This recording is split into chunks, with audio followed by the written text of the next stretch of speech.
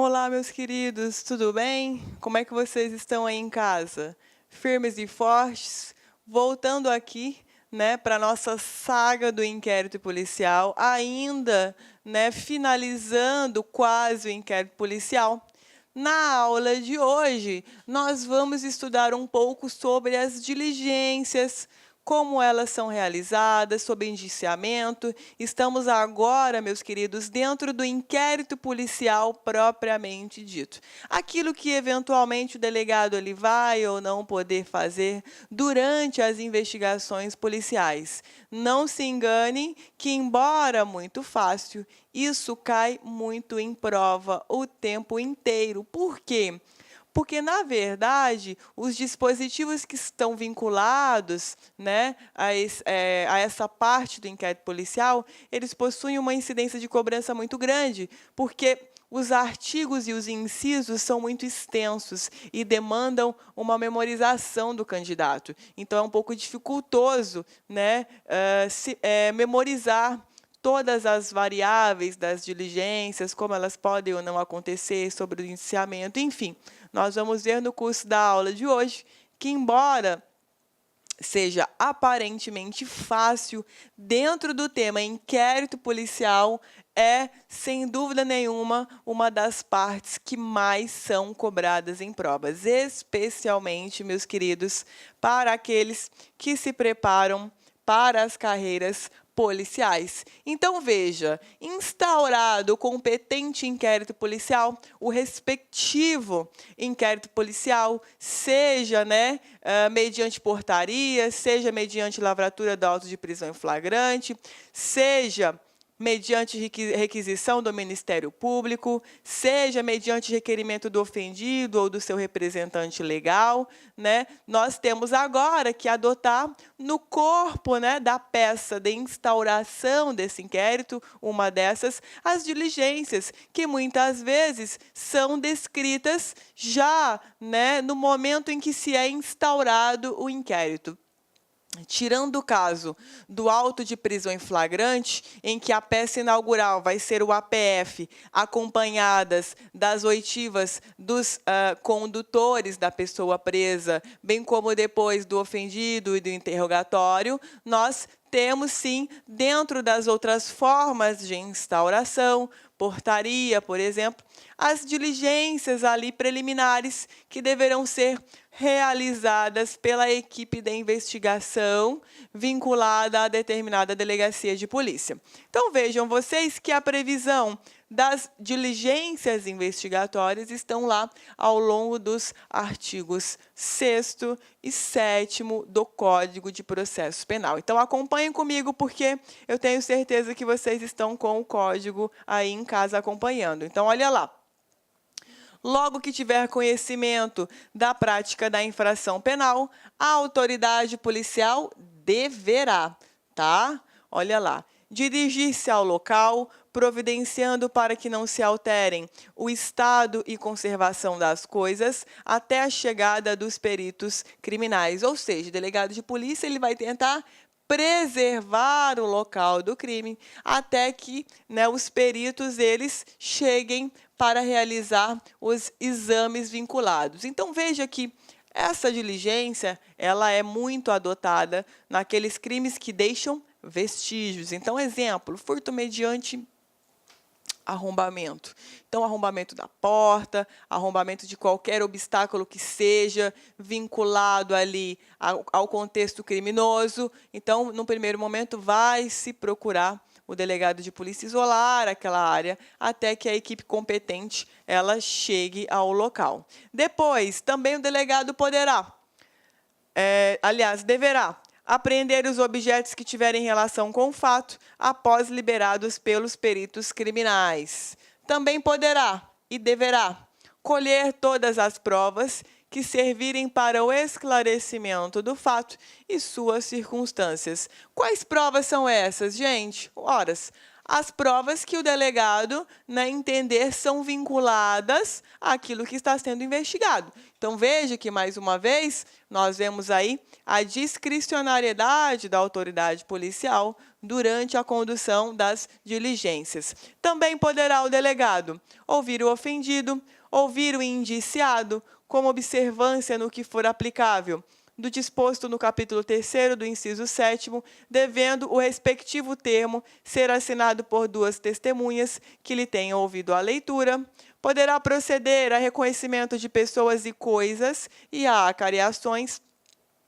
Deverá determinar, se for o caso, que se proceda a exame de corpo de delito e a qualquer outras perícias, né? Qualquer crime que deixar vestígio, né? Poderão ser realizadas essas perícias. Temos também, o delegado deverá ordenar a identificação do indiciado pelo processo datiloscópico, se possível, e fazer juntar aos autos sua folha de antecedentes. Esse processo datiloscópico, que nós dizemos, né, na linguagem policial, tocar o piano, ele é a exceção da exceção com a nova ordem constitucional vigente, né? Então, por todas as formas possíveis, num primeiro momento, o delegado de polícia ele vai tentar identificar aquela pessoa que está sendo investigada, tá? Apenas quando não puder ser de outra forma constatada a real identidade dessa pessoa, é que se poderá proceder a essa investigação datiloscópica, ok? Também deverá o delegado averiguar a vida pregressa do indiciado, sob ponto de vista individual, familiar e social, sua condição econômica, sua atitude e estado de ânimo antes e depois do crime e durante ele, e quaisquer outros elementos que contribuírem para a apreciação do seu temperamento e caráter.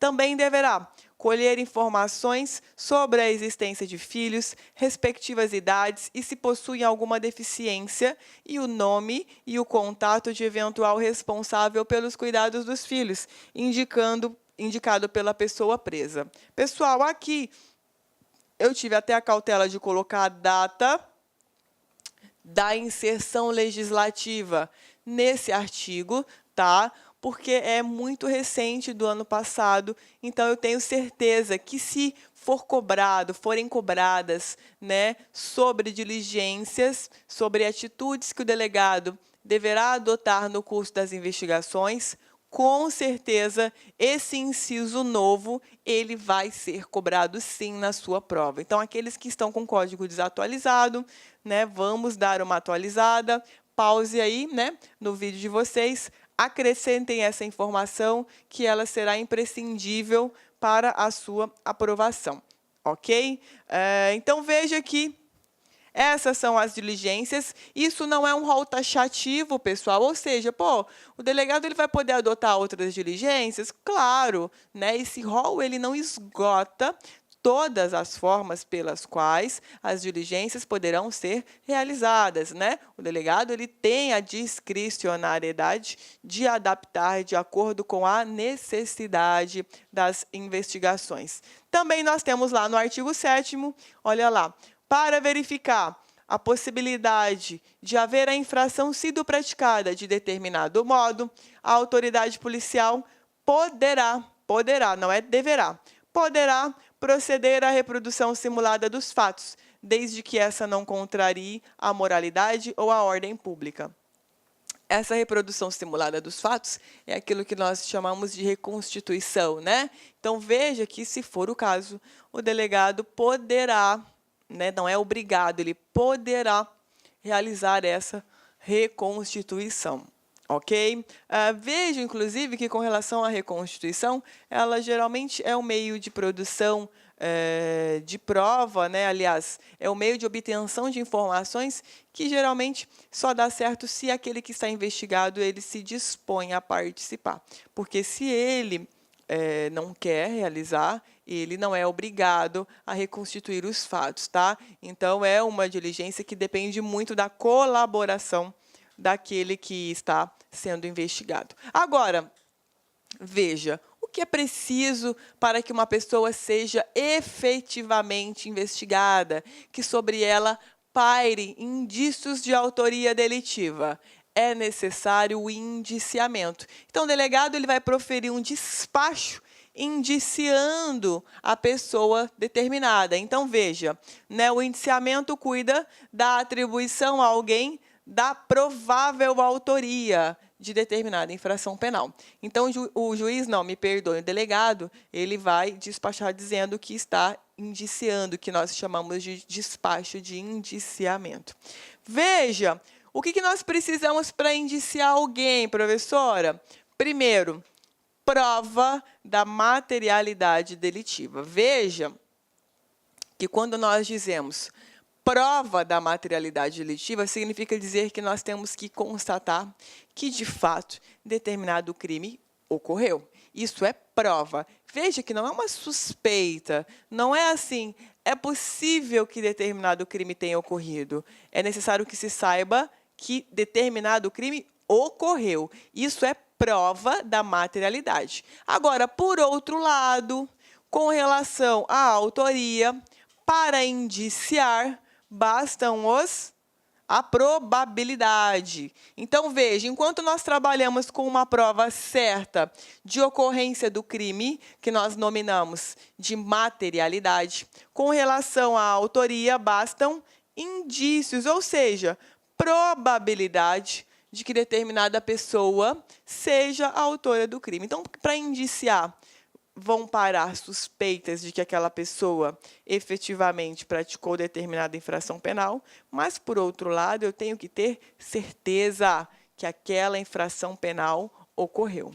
Tudo bem? Agora, quem vai poder indiciar? Qual é a nossa regra? Somente o delegado de polícia. Juiz não pode indiciar, Ministério Público também não pode requisitar o indiciamento. Então, só quem indicia, guardem muito essa informação, é a autoridade policial, é o delegado de polícia. Tudo bem? Agora, com relação ainda, né,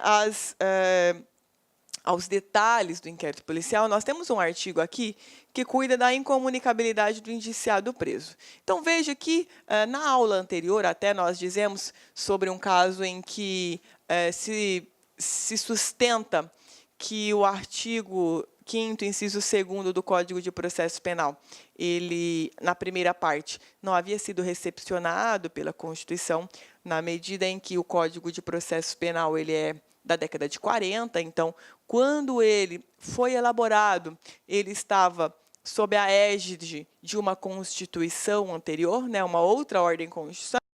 E aqui, esse artigo 21, nós temos uma fortíssima discussão, tá? Que é justamente essa questão do tratamento ao preso. Então, o artigo 21 ele diz o seguinte, olha, a incomunicabilidade do indiciado dependerá sempre de despacho nos autos e somente será permitida quando o interesse da sociedade ou a conveniência da investigação exigir. Então, olha aqui, a época em que houve a previsão desse artigo 21. Então, veja que, dependendo do caso, de acordo com o artigo 21, o indiciado pode, sim, ficar incomunicável, ou seja, não poder se comunicar com o seu defensor, não poder se comunicar com seus familiares. Então, veja que o parágrafo único, inclusive, ele vem para regulamentar como seria essa incomunicabilidade. Então, olha lá, a incomunicabilidade, que não excederá 3 dias, será decretada por despacho fundamentado do juiz, a requerimento da autoridade policial ou do órgão do Ministério Público, respeitado em qualquer hipótese o disposto no artigo 89 do Estatuto da Ordem dos Advogados do Brasil.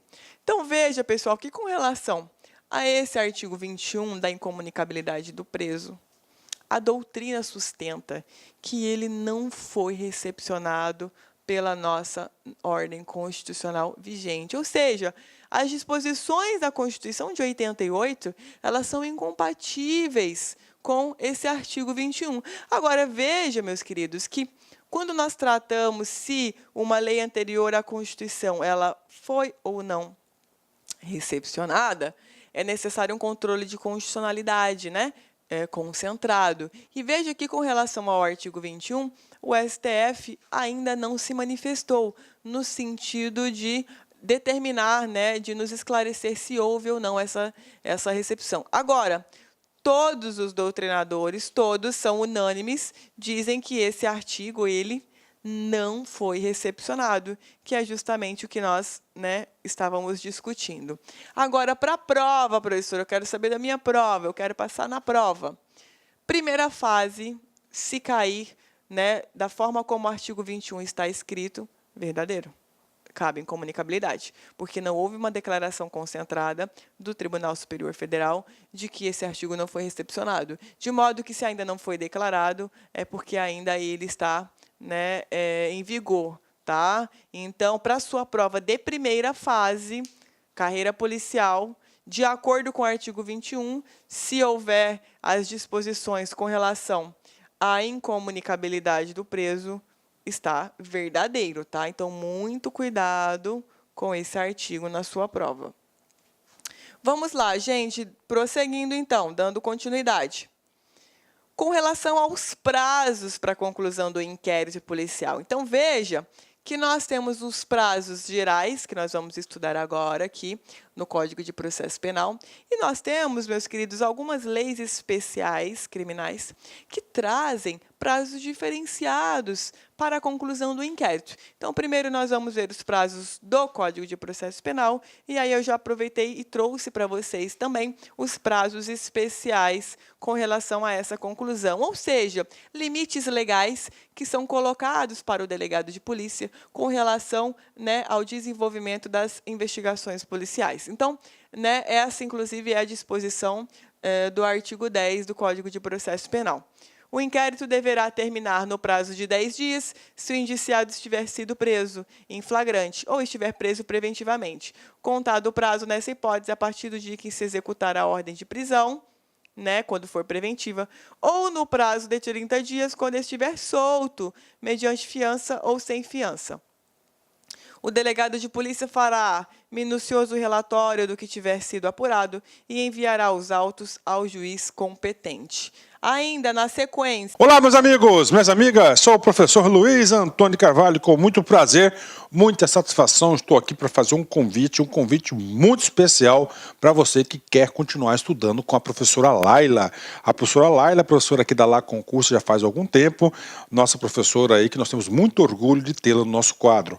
Ela gravou, entre outros módulos, uma isolada de Direito Processual Penal, é isso mesmo, Direito Processual Penal, da professora Laila, tá? Este curso, essa isolada da Laila, ela tem acesso aí de 30 dias, e durante 30 dias você tem aí o direito de assistir quantas vezes quiser e na hora que desejar. Professor, qual que é o investimento? R$1 por dia, é isso mesmo, Apenas por R$30 você vai ter direito aí a todas essas aulas de Direito Processual Penal com a professora Laila aqui na Lá Concurso. Então espero vocês, um forte abraço, fique com Deus, tchau, tchau.